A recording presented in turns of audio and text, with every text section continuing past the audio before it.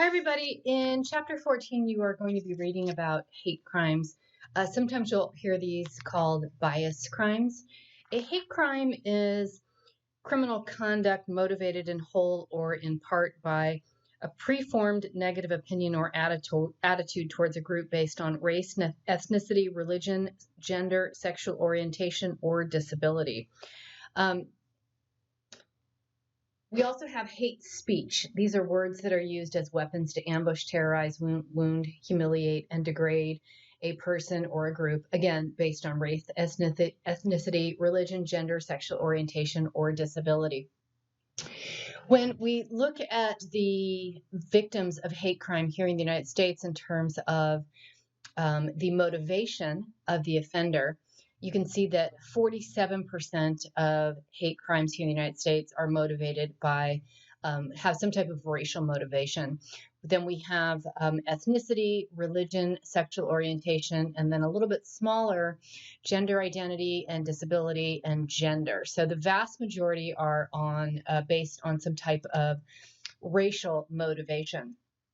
This is from the Uniform Crime Report Hate Statistics for 2018, and it has the total number of victims here and the bias motivation. So you can see that race and ethnicity, and it has it broken down by groups.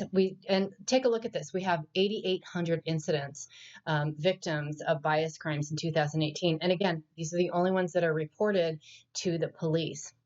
If you scroll down, you can see how many we had based on religion, based on sexual orientation, based on disability, gender, and gender identity. That gives you an idea of the scope of the problem. And again, those are only those crimes that are actually reported to the police.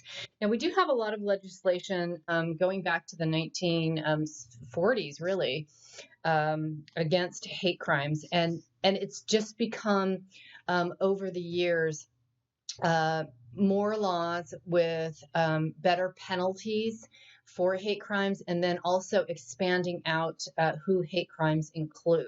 So now we have gender, sexual orientation, for example. This is an interesting page from the U.S. Department of Justice that looks at every state's laws on hate crimes. And remember, all states have the right to create their own laws against any type of crime. Now, we also do have federal laws and statutes, and here's an example of some of the federal laws. But when it comes to states, every state has the right to determine if they are going to have anti-hate crime laws, and if they require the law enforcement agencies to collect data on hate crime. So most states and U.S. territories, as you see here, do have hate crime statutes that are enforced by state and local law enforcement. That looks at bias motivation. Different jurisdictions define hate crimes to include different bias motivations. Penalty enhancement. Laws in some jurisdictions increase the sentence. And a lot of these statutes that we've seen in the last 20 years have really been about increasing the ability to prosecute and for increased sentences. But if you look down here, you can see which states and territories have hate crime laws and require data collection of hate crimes. A particular interest for us is the state of Georgia, which does not have hate crime laws and which does not require data collection on hate crimes. Now, that doesn't mean that they aren't prosecuted in the state of Georgia. They're probably using federal statutes.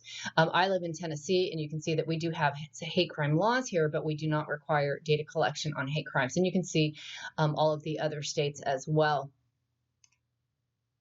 Now, when it comes to the typology of hate crimes, we're really looking at the motivation behind the hate crime. So with race, that could be any type of race, and that is any type of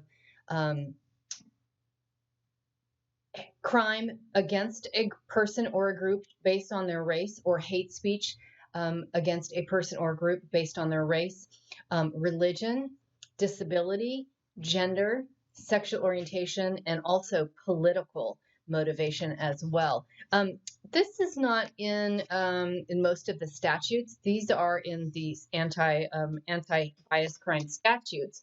Political would be some of the terrorist acts that we see that are based on political ideology would be an example of a hate crime based on terrorism. Now, when it comes to the offender motivation, thrill seeking, desire for excitement, young people acting in groups, they might not necessarily have a deep-seated hate for a particular group, and they're just kind of trying to get attention and thrill seeking. Defensive, seen as necessary from the offender's prejudicial point of view, often committed near the victim's home, school, or businesses. Retaliatory, in response to real or believed incident committed by someone in the targeted group. And mission, attempt to rid the world of some type of perceived evil, usually a member of an organized group. The terrorist acts that we have seen would fall under this category. And most suicide bombings are terrorist acts. So these would also fall under the idea of terrorism. So using a suicide bomber as a hate crime as a form of terrorism, targeted use of self-destructing human beings against civilian populations to affect political change. Primary targets are not those killed in the attack, but those who witness it. These are often random attacks based on hatred towards a particular group of people. And the outcome of terrorism in general is to instill fear, and from their point of view, to get rid of a particular group of people.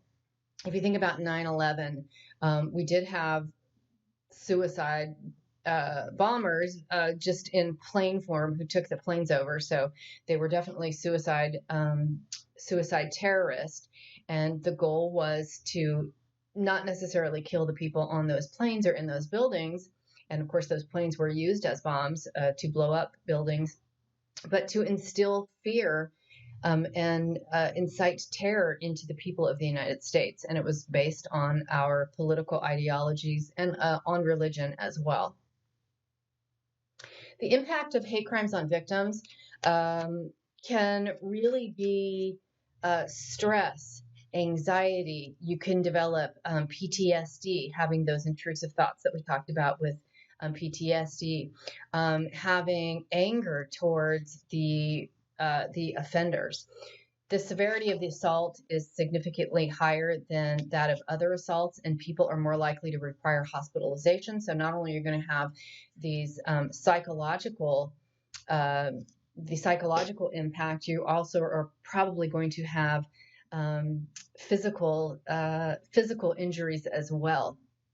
And this can affect the one person who has been victimized, but it can also, it's one of those things that can kind of expand out to communities to instill fear in communities, religious groups or people of particular ethnic or racial backgrounds. So having one person victimized will actually incite fear and anxiety in the entire family or in the community. Now, this was a little bit of a shorter chapter, but make sure you read it and then let me know if you have any questions.